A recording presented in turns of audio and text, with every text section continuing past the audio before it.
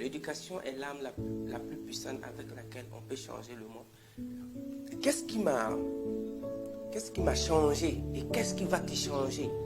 Parce que nous sommes des êtres vivants, nous sommes des humains. Dès lors que tu es un être humain, dis-toi que ce qui a marché pour l'autre être humain peut marcher pour moi, puisque nous avons la même constitution biologique et physiologique.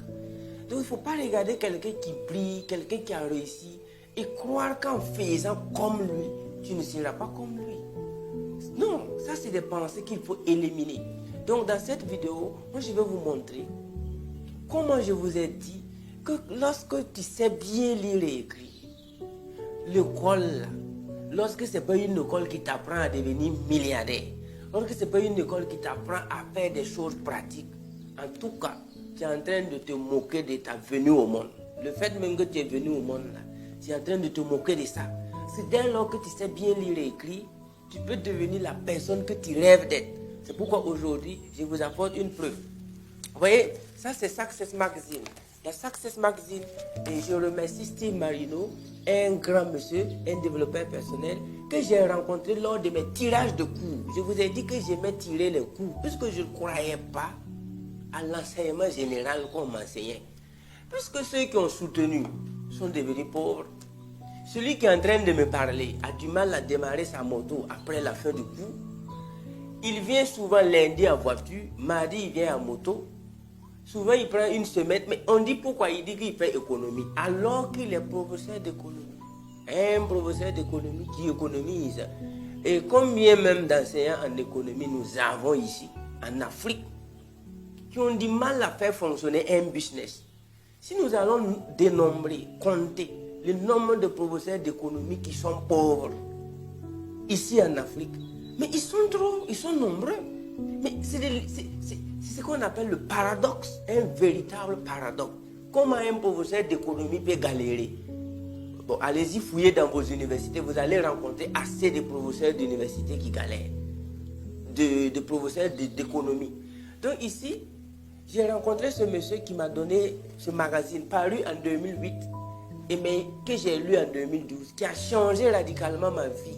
Et j'ai quitté l'école l'année même qui a suivi. Parce qu'en 2014, je n'ai rien fait à l'école.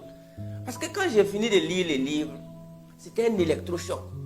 Mais ce que je vais vous montrer ici, c'est quoi? Lorsque tu sais bien lire et écrire, tu dois lire les livres en anglais. Apprends plus de 2 langues, lis les livres en anglais, suis les séminaires, voyage, poursuis ton objectif. Que ce soit architecture, ingénierie.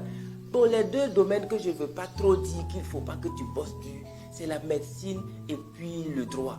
Là aussi, il faut aller dans un vrai grand pays où tu payes beaucoup d'argent pour apprendre la médecine. Sinon, à la fin de tes études, tu es docteur, mais personne ne veut te confier son chien qu'il a payé à 500 000. Parce que moi, je connais des chiens de 500 000, de 400 000, ça te coûte cher. Mais quand tu finis tes études en médecine, on ne veut même pas te confier. Il y a des gens même qui ne veulent pas que tu touches les enfants parce qu'on a peur de toi. C'est pourquoi je vais vous inviter, si vous voulez faire ces longues études comme médecine et puis droit, là, il faut s'assurer qu'à la sortie, tu ne seras pas pauvre. S'il y a une petite probabilité pour que tu sois pauvre à la fin de tes études en médecine ou en droit, s'il te plaît, il ne faut pas forcer. Parce que ça va te faire mal. Quand tu vas voir des camarades qui ont quitté l'école tôt, quand tu vas voir des camarades qui n'ont même pas bossé comme toi, qui roulent avec des V8 et des Prado, ça va te faire mal. Tu ne pourras pas supporter. C'est pourquoi il faut tout faire. Le seul lieu où tu ne dois pas galérer, c'est dans la médecine et puis le droit, parce que ça prend du temps. Donc ici, dans ce magazine qui a changé ma vie, moi je vais vous montrer quelque chose. J'insiste sur le temps en Afrique. Nous les jeunes Africains, on ne sait pas utiliser notre temps. Souvent, moi, je travaille du lundi au lundi. Je ne connais pas dimanche. Mais je vois souvent des jeunes qui sont assis, ils boivent du thé parce que c'est dimanche. Je vois souvent des jeunes qui sont assis du matin jusqu'au soir en train de causer. Souvent, je pense que c'est des Saoudiens. C'est les peaux qui me font souvent. Je dis, mais ce sont des dignes, ce sont des héritiers. Et là, est-ce que les parents n'ont pas de bateau à quelque part? Est-ce que lui, ce n'est pas des enfants des multimilliardaires qui causent? Quand je m'approche souvent, je me rends compte que souvent, ils ont du mal même à payer le sucre. Ils n'arrivent même pas à payer le charbon pour cuire le thé. Mais pour moi, tu ne peux pas comprendre que quelqu'un qui soit né dans une famille pauvre s'amuse aussi avec son temps. En tout cas, moi, je n'ai jamais fait ça. Donc, à la page 16 de ce livre-là, je vais vous dire, à la page 16, voilà, c'est une étude qu'on a menée aux États-Unis sur des enfants de 8 à 17 ans. Entre 8 à 17 ans, on a voulu savoir how from gender may influence motivation behind leadership. Donc quand ils ont fait les études sur les enfants de 8 à 17 ans, écoutez un peu. Help people, dans le domaine de aider les gens. 70% des filles qui ont entre 8 et 17 ans aux États-Unis ont un rêve pour aider les gens, entre ces tranches d'âge-là, et ils veulent aider les gens. Maintenant, il y a 50% des jeunes garçons qui ont pour ambition aider les gens. Maintenant, share knowledge, partager la connaissance. Quand ils poursuivent l'enquête, entre 8 et 17 ans, 50% des filles ont comme pour ambition partager leurs connaissances. Quand on poursuit les études encore, change the world, changer le monde. Voici comment des enfants de 8 à 17 ans pensent aux États-Unis. Le taux d'enfants, le nombre d'enfants, quand on a fait l'enquête, tous les Américains, ceux qui veulent changer le monde entre 8 et 18 ans, qui ont pour ambition de changer, les filles, elles sont à 50% et les garçons à 35%.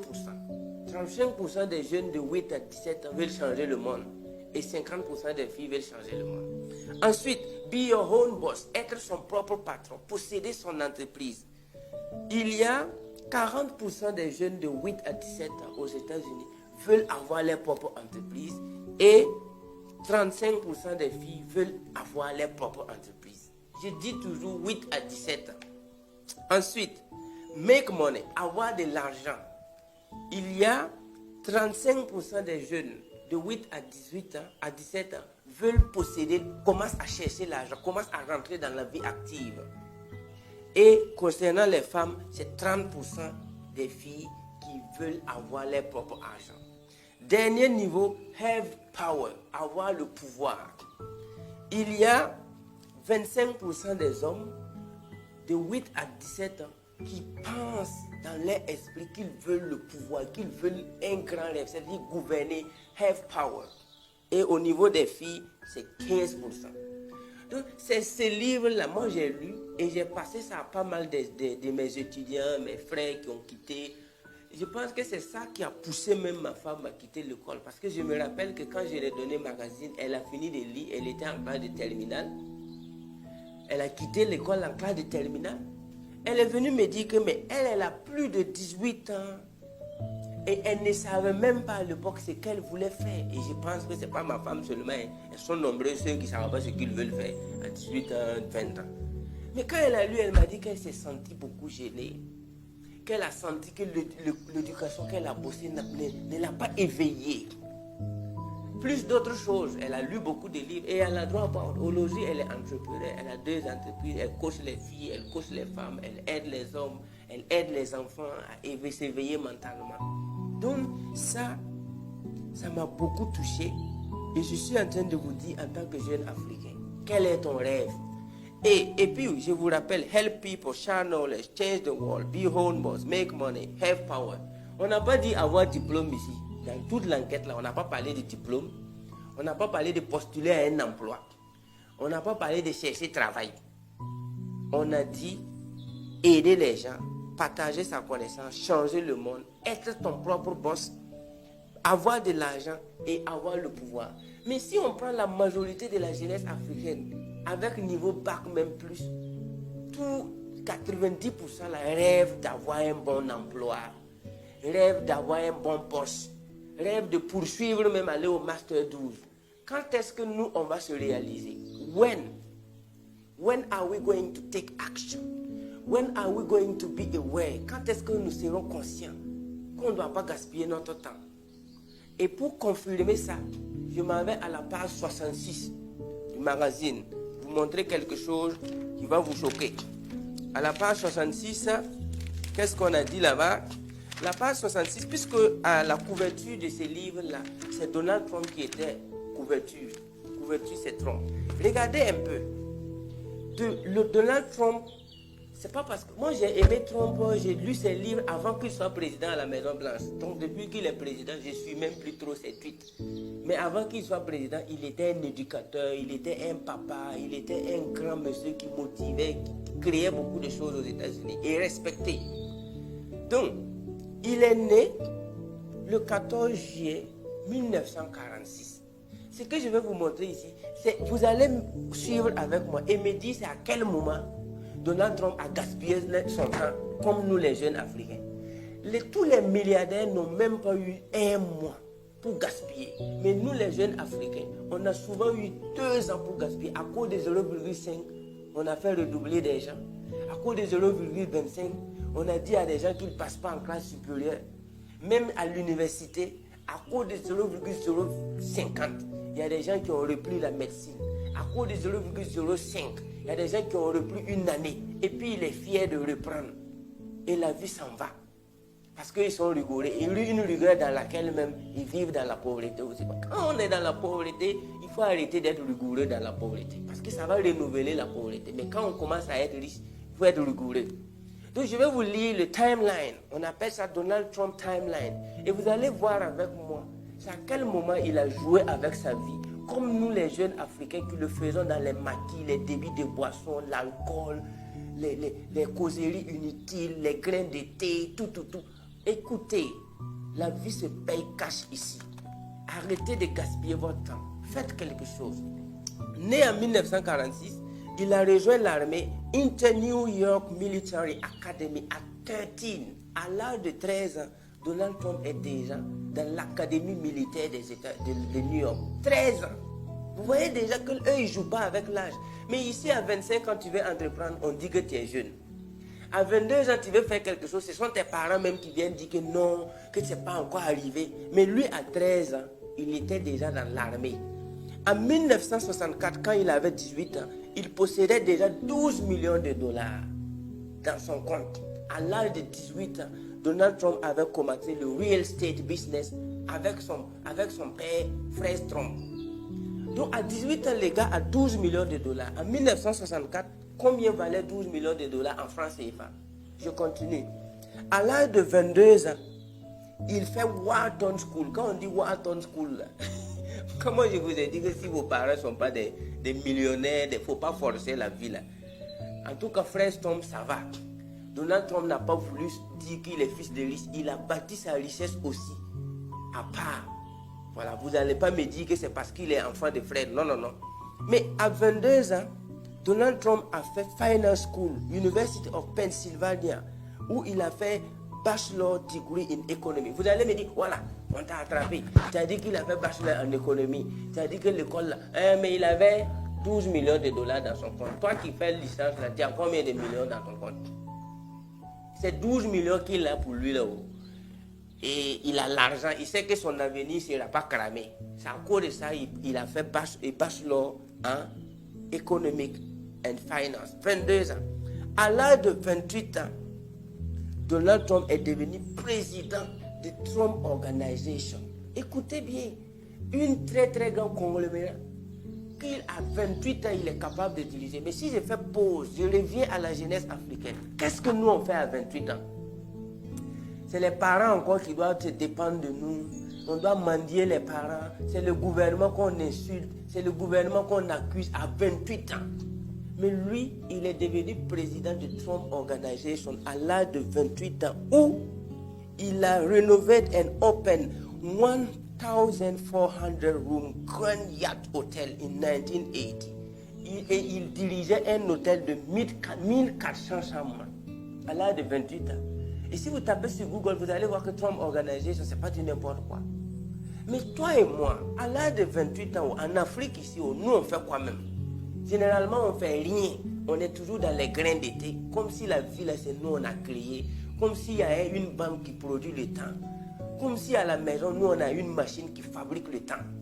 Ensuite, à l'âge de 33 ans, Donald Trump construit un complexe de 200 millions de dollars. À l'âge de 33 ans, 200 millions de dollars. À 33 ans, tu pilotes un projet de 200 millions de dollars. À l'âge de 33 ans. La question que je te pose encore. À l'âge de 33 ans, ici en Afrique, on trouve encore même que tu es encore jeune pour entreprendre. Que tu as encore le temps. Si tu dis que tu as 33 ans en Afrique en tant que jeune, tu n'es pas marié, tu n'as pas emploi, on te dit que tu peux toujours postuler et que le gouvernement a mis les stop loss ou bien c'est le take profit là. À l'âge de 39, je ne sais même pas c'est à quel âge, puisque je n'ai jamais fait concours, je ne sais pas l'âge limite même c'est quand. Le gars il dit que c'est à 35 ans ou bien c'est à combien l'âge limite, et puis il pense que c'est on l'aime. Si l'âge limite pour passer concours était à 20 ans, là, nous les jeunes Africains on allait devenir millionnaires. Mais on tire ça jusqu'à 35 ans, toi tu passes et puis tu penses que tu as encore le temps. Tu veux devenir riche quand? When do you want to take your life? When do you want to be the captain of your soul? Quand est-ce que tu veux être le capitaine de ton âme? Quand? Ensuite, à 33 ans, 200 millions de dollars. À l'âge de 36 ans, le gars il a des Taj Mahal, il a les Marina Hotel Casino et à 41 ans, il écrit son best-seller The Art of Deal. Oh, j'avais ça. Voilà. J'ai payé ça. Parce que j'ai lu ce livre en 2018. J'ai dit, je vais me débrouiller pour payer Art of Deal. Puisqu'il a écrit ça là de 41 ans. Vous savez comment j'ai eu ce livre-là? Ça n'existe pas ici au Burkina. Dans les librairies là. J'ai fouillé. D'ailleurs, même, on m'a recommandé beaucoup de livres. Robert Kiyosaki m'a recommandé des livres. T. Harvey Eker, Napoléon. J'ai fait le tour de mon pays. C'est pourquoi nous sommes en train de construire une des plus grandes bibliothèques. Je dirais même de l'Afrique de l'Ouest au Burkina. En termes de livres, là, vous allez venir vous cultiver au Burkina Faso. Le projet est déjà en place et ça suit son cours. Si vous ne lisez pas des grands livres, comment voulez-vous être grand? How do you want to be big if you don't read big books written by big people? It can't be done. Donc moi j'ai tout fait. J'ai voyagé. J'ai quitté le pays pour aller posséder ce livre-là, The Art of Deal. Et si vous lisez ça, vous allez savoir de quoi je parle. Donc, à l'âge de 42 ans, il est sur un Central Park de 407 millions de dollars. À 42 ans, Donald Trump traite 407 millions de dollars. Vous voyez? Mais toi, à 40 ans, nos parents, nos grands frères, nos oncles, à 40 ans, ils sont sur quel projet? À 50 ans, c'est quel projet? Et les gars se bagarrent pour 10 000 dans les services. Les gars se donnent des coups de poing. Pour une affaire de 25 000, ils se whack. Ils font whack même au service pour maintenir un poste de 100 000 le mois. À l'âge de 50 ans. Mais lui, il continue. À 43 ans, c'est 350 millions de dollars qu'il paye maintenant une compagnie aérienne. Donald Trump paye une compagnie aérienne à l'âge de 43 ans. Donc en 1990, à 44 ans, comme en business, il y a des hauts et des bas, il a eu ce qu'on appelle la grande réception. Trump face bankruptcy. Il a fait faillite. Mais bon, quand on dit un milliardaire a fait faillite, bon, les pauvres ne peuvent pas participer parce que faillite d'un milliardaire veut dire qu'il vit bien, mais il est en faillite. Donc il a fait faillite à 44 ans, où il était obligé de bosser. Et il est revenu à l'âge de 53 ans. Il commence maintenant à se rattraper. Mais il a tout gagné à l'âge de 51 ans, où il a écrit The Art of Comeback. J'ai ce livre-là aussi, le livre de Donald Trump, The Art of Comeback. Là, je l'ai ici en PDF dans mon ordinateur. Qu'il a vendu à 2 milliards de dollars. Écoutez bien, à l'âge de 50 ans, Donald Trump écrit un livre qu'il vend à 2 milliards de dollars. Est-ce que vous, là-haut, vous avez déjà écrit un livre et puis vendre 10 exemplaires? Vous savez comment vendre 2 milliards de dollars? C'est combien d'exemplaires vendus? Ce sont des millions d'exemplaires vendus. Et on a même précisé report net worth of. C'est-à-dire net worth, c'est-à-dire un bénéfice net de 2 milliards de dollars. Je ne suis pas en train de vous parler de Donald Trump Maison Blanche. Je suis pas en train de parler, je suis en train de vous dire timeline, comment on gère sa vie jusqu'à être un vieux responsable. Si vous ne voulez pas être des vieux irresponsables, vous devez prendre votre jeunesse au sérieux pour que d'ici 50, 60 ans, que tu puisses faire comme ça et puis donner aux jeunes pour montrer que tu ne t'as pas amusé avec ton temps. Donc, à l'âge de 51 ans, le gars, il écrit un livre qui vend 2 milliards de dollars. Ensuite, à 52 ans, Le gars travaille sur des 5 millions de dollars. Les millions de dollars, ce n'est plus rien, ce n'est plus quelque chose. 53 ans, il commence à développer des terrains de golf. Ok? Et des trucs de luxe. À 58 ans maintenant, il lance ce qu'on appelle NBC Reality Show, The Apprentice. C'est-à-dire un programme télé où il est devenu star. Maintenant, à l'âge de 60 ans, il lance des usines de vodka. Il n'y a pas de temps pour perdre. À 60 ans, c'est des usines. Mais vous voyez comme la manière dont nous on gère notre vie là-haut. Si on ne change pas, vous êtes sûr qu'à 60 ans, nous on pourra avoir même poulet. Il faut qu'on arrête de gaspiller notre temps en écoutant des choses qui ne sont pas vraiment dignes d'être écoutées. À l'âge maintenant de 61 ans, il va à Hollywood. Il va faire des pas à Hollywood, 61 ans. À 62 ans, il va faire Trump International Hotel, Trump Tower Open in Chicago, à Las Vegas. Donc, son aventure s'arrête là. Et aujourd'hui, Donald Trump pèse 74 ans en étant président des États-Unis. Donc ici, si tu n'aimes pas Trump, oublie l'histoire de moi, j'ai parlé mon temps à parler de Trump. Laisse Trump là. Toi aussi, peu importe l'âge que tu as, que tu aies 50 ans, que tu sois un vieux de 60 ans à m'écouter, que tu aies 70 ans, il te reste une vie, il te reste des années à passer. Même s'il te reste un mois, écris quelque chose sur le papier. This is how I will manage my time. Voici comment je vais gérer mon temps. Donc moi qui vous parle, je ne suis pas un parvenu. Je ne suis pas quelqu'un qui s'est érigé seulement du jour au lendemain pour parler à la jeunesse africaine, pour dire aux jeunes là, voilà, l'école n'est pas bonne. Non, non, non, non, ce n'est pas des vues. Moi, je ne suis pas là pour me faire des likes ma vidéo, abonnez-vous à ma page. Non. Si ça ne te plaît pas, tu ne t'abonnes pas. Je ne suis pas là pour vous dire, ah, dans ma page, j'ai fait 10 000 vues. C'est vrai, moi, j'arrive à faire 5 000 vues. En moins de 2 jours, j'ai fait 5 000 vues. Mais je suppose que ces vues-là vont vous éduquer. Je me dis que les vues que vous avez vues là, ça va te faire changer de tête. Sinon, si c'était des vues que moi je voulais seulement, je pouvais me lever et puis faire des petits trucs là et puis bon, je publie tous les jours. Non, c'est pas quelqu'un qui s'est levé du jour au lendemain pour dire que le système que nous on a là, c'est un faux système. Non, j'ai été dans le système. Mes camarades sont décédés. Quand je dis décédés ici, ce n'est pas qu'ils sont morts physiquement. Mais combien de gens ont fait le bac avec moi? Aujourd'hui, ils sont toujours chez leurs parents. Vous pensez que ça me plaît?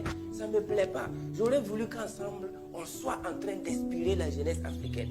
Mais comme eux, ils ont cru au système, aujourd'hui, chacun est là. Il n'y a pas un bon boulot.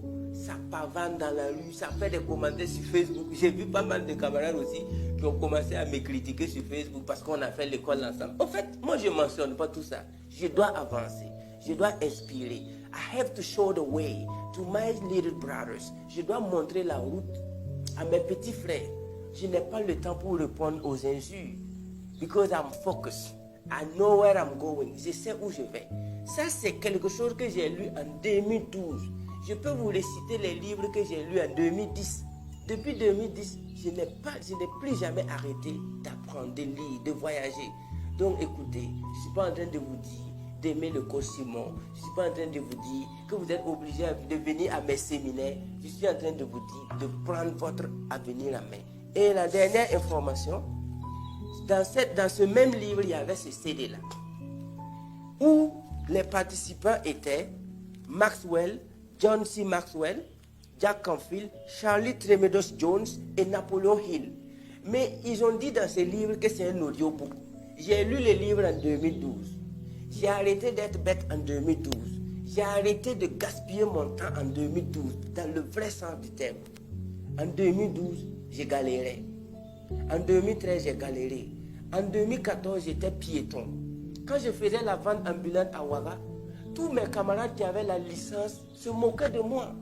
Parce que pour eux, j'ai été dans une grande université, j'ai refusé de soutenir, j'ai quitté l'école, je n'ai pas de diplôme. Voilà, ton malin là, c'est pas toi qui es devenu vendeur ambulant ici. Ils me croisaient dans la rue, je marchais, et puis j'avais fait même la France, j'ai fait 2 semaines en France. Quelqu'un qui fait 2 semaines en France qui devient vendeur ambulant à Ouagadougou, vous pensez que je ne savais pas ce que je veux? Je marchais sous le soleil, je vends, pour pouvoir fonder mon entreprise. C'est pourquoi dans mon école à l'heure, c'est une école de vente ambulante. Celui qui refuse là-bas de sortir convaincre quelqu'un, moi je le chasse. Donc quand je faisais cette vente ambulante, j'ai croisé tous les camarades, même certains même qui parlent sur Facebook là. On s'est vu quand je circulais à pied pour vendre mes marchandises. J'ai déposé le bac, le BPC. Le fait que j'ai été à l'université, j'ai annulé tout ça. Et je suis devenu vendeur ambulant dans la rue de Ouagadougou. Parce que j'ai compris qu'on m'a menti à l'école. Mes camarades qui m'ont dévancé n'ont pas réussi. Mes enseignants galèrent comme des rats d'église. Donc, qu'est-ce que je dois m'inspirer ailleurs? Et quand je me suis inspiré, j'ai gardé ces CD-là. Chaque jour que je lis les livres, je garde ces CD. C'est en 2020 qu'aujourd'hui, j'écoute le CD ici. Vous voyez cette clé-là? Regardez bien la clé. Voilà. Je suis pas... Il faut... Je sais. Je suis en train de te dire, toi jeune là, il faut que tu prennes ta vie en main. Arrête d'écouter ceux qui ont échoué. Moi, j'ai lu ceux qui ont réussi. J'ai écouté ceux qui ont réussi. Aujourd'hui, j'écoute ce CD-là dans une Range Rover Sport. Mais j'ai marché à pied à Ouaga en 2015, 2014. J'étais piéton à Ouagadougou. Je marchais à pied. Je me suis marié avec VTT. Et beaucoup de gens sont venus à mes fiançailles pour se moquer de moi. Et dire à ma femme que toi, tu veux épouser un homme avec VTT pour faire quoi? Et ma femme leur disait, je ne suis pas en train d'épouser un homme. Je suis en train d'épouser une vision. C'est pourquoi je l'aime. Et I love her. On s'entend bien. Elle a dit, je ne suis pas en train d'épouser Simon. Je suis en train d'épouser une grande vision. Donc avec son VTT là, je vais me marier avec lui. Mais regardez ce que le VTT est devenu en moins de 5 ans. Puisque le mariage là, ça s'est passé en novembre 2016. Donc pour dire même en 2017. Donc moi j'ai eu ma première moto en 2018. Je n'avais pas de moto, je n'avais pas pu payer moto. Mais tu payes moto en 2018, en 2019 tu payes voiture. C'est un plan que j'ai mis en place depuis mon enfance. C'est un plan que j'ai mis en place depuis le jour que j'ai appris que l'école qu'on est en train de nous enseigner là, il faut qu'on change. Mais je ne veux pas rejoindre les mouvements, des grévistes, non, des trucs de société civile. Non, moi je vais prendre ma vie à main. Je vous invite, jeunesse africaine. Si aujourd'hui, si j'ai lu ces genres de livres en 2012 et qu'aujourd'hui j'écoute mon CD audio dans une Range Rover Sport, c'est pas Range 2008, c'est pas Range 2009. Donc écoutez, vous pouvez faire mieux que moi. Tu peux faire mieux que moi. La bonne nouvelle est que mes étudiants ont commencé à payer voiture à l'âge de 25 ans. Alors que moi, j'ai payé voiture à l'approche de 30 ans. Vous voyez que c'est mes étudiants là. Je suis sûr qu'eux, ils vont payer les ranges là à 22 ans. Puisque je recrute de 16 à 25 ans. Ceux qui vont bien écouter là, à 22 ans, ils vont payer des voitures. À 25 ans, ils vont se marier. Ils vont aller à lune de miel à Singapour. Ils vont aller à lune de miel à Dubaï. Ils vont voyager. Ils vont impacter. Ils vont sauver des vies. Chers frères et sœurs, we are born to shine. Nous sommes nés pour réussir. La vraie voie du succès, il faut chercher. Tu vas trouver. I love you. We're gonna shine. Africa is the future.